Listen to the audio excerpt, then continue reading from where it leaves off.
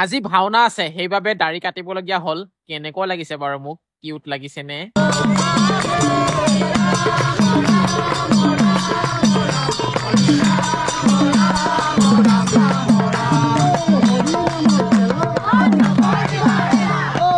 নমস্কাৰ জনাইছো সকলোকে মোৰ এটি নতুন ভিডিঅ' লৈ আজি আমাৰ ৰাজহুৱা নামঘৰত মহাপুৰুষ শ্ৰীমন্ত শংকৰদেৱৰ জন্ম জয়ন্তী উপলক্ষে কিছু অনুষ্ঠান আছে এতিয়া তালৈকে যাবলৈ বুলি ওলাই আছো ড্ৰেছ পিন্ধি আছো ওলাই হাজু হলো এতিয়া যাবলৈ লৈছো ভাল লাগিছে নে বাৰু এই যে এখন এই চুৰিয়াখন এখন মানে হেৰি ঘৰতে বোৱা হয় সেইটো কাৰণে ইমান শাইনিং কৰা নাই এখন পিন্ধিবলৈ বহুত ভাল হয় ৰাপিছ কৰিবলৈ বহুত ধুনীয়া হয় ডাঠ হয় যিমান যি হলো ফাটি না যায় ঘৰতে বোৱা যে আৰু কেখনমান বব দিব লাগিব এখন কিনো বহুত পিন্ধিলো এবাৰ ধুনীয়া লাগিছে মানুহটো দেই ধুনীয়া লাগিছে থ্যাংক ইউ ধন্যবাদ এয়া নামঘৰ আহি পাইছোহি আৰু দেখিবলৈ পাইছে অকণমান দেৰি হ'ল বাৰু কাৰণ যোৱাকালি ৰাতি অলপ বেছিকে পূজা চোৱা হ'লতো চালি নাই পূজা চূজা অকণমান চাইছো আৰু বেছি নহয় আমি দুইজনে ভাও লৈছো বাৰু একেটা লৈছে আমাৰ ব্ৰাহ্মণৰ ভাও আৰু এইফালে চাওক গছপুলি বিতৰণ কাৰ্যসূচী এটাও চলিব জুবিনদাৰ নামত যিহেতু জুবিন দাই গছপুলি বহুত ভাল পাইছিলে গছ বহুত ভাল পাইছিলে ভাবিছিলো মই দেৰিয়ে কৰিলো নেকি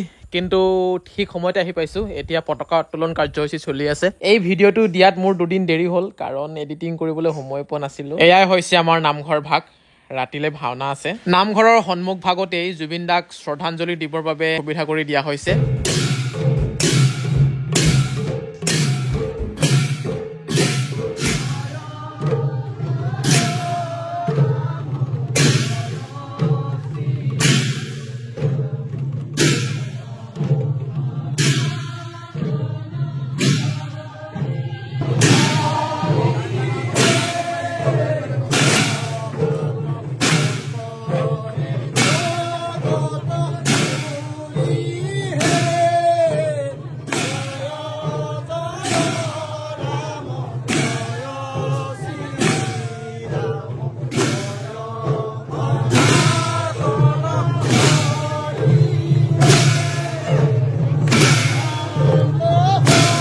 এতিয়া 5-6 কিলোমিটাৰমান আমি ভাগৱত ভ্ৰমণ কৰিম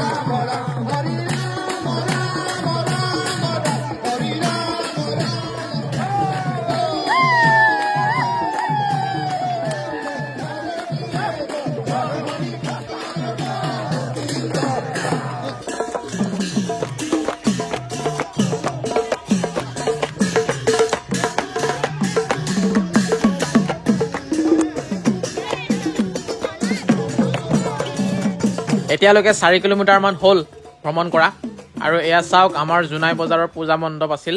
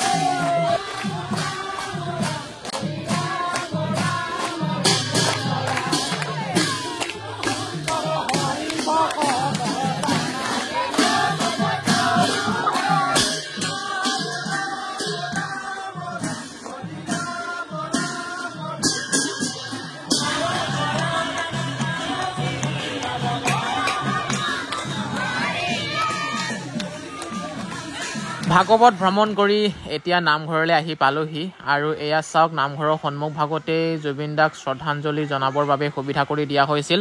এতিয়া মই অকণমান ধূপকাঠি লৈ আহিছোঁ, অকণমান জুবিন দাক শ্ৰদ্ধাঞ্জলি এটা জনাওঁ।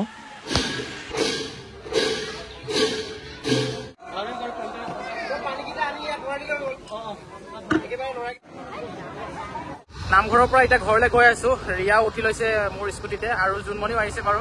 জোনমণিয়ে তাৰ নিজৰ স্কুটিখন লৈ গৈ আছে ধুনীয়াকৈ। আৰু আজি ভাচন আছে, দুৰ্গা মাক আজি বিসৰ্জন দিব। এয়া দেখিব পাইছে আপোনালোকে। এয়া নামঘৰৰ ওচৰতেই এটি পূজাস্থলী আছিলে। এয়া চাওক।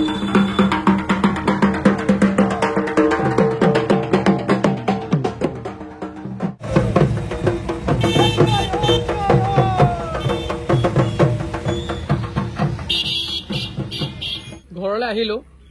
তাৰপাছত এতিয়া সময় দুপৰীয়া 1টা বাজিছে, অলপ জিৰণি লৈ লওঁ। তাৰপাছত সন্ধিয়া হোৱাৰ লগে লগে আকৌ নামঘৰলৈ ওলাই যাব লাগিব আৰু এই দাড়িখিনি গোটেইখিনি কাটিব লাগিব, লেংটা কৰি দিব লাগিব, মুখখন চাফা কৰি দিব লাগিব। লাজে লাগি আছে দাড়িখিনি কটাৰ পাছত যে কেনেকুৱা দেখিব। আন্ধাৰো হৈছে লাহে লাহে, সময় বাজিলে সন্ধিয়া 6টা। মোৰ ওলাবও হ'ল, তাৰ আগতে এইখিনি ৰিমুভ কৰি লওঁ। এইফালে অস্ত্ৰ এপাত কিনি থৈ দিছোঁ মই যোৱাকালিয়ে। কি হ'ল মুখত লুকাই আছো যে?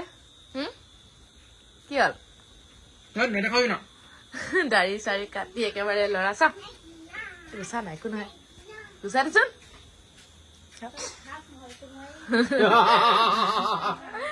আজি ভাওনা আছে যে দাড়ি কাটিব লগা হৈছে, একদম দাড়ি কাটি লৈছে একেবাৰে ধুনীয়াকৈ। কাৰণ যদু বংশৰ ভাও লৈছো যে, সেইবাবে দাড়ি মোৰ সকলোবোৰ আঁতৰাব লগা হৈছে। আৰু কথাটো হ'ল আজি প্ৰায় 7 বছৰমান পাছত চাগে মই গোটেইখিনি চেলিয়াই দিছো, নহলে এনেকে নহয় কেতিয়াও। আজি কৰিবলগীয়া হৈছে আৰু। এয়া সাজু হৈ ওলালো, এতিয়া গৈ থাকো। সময় হৈ গ'ল।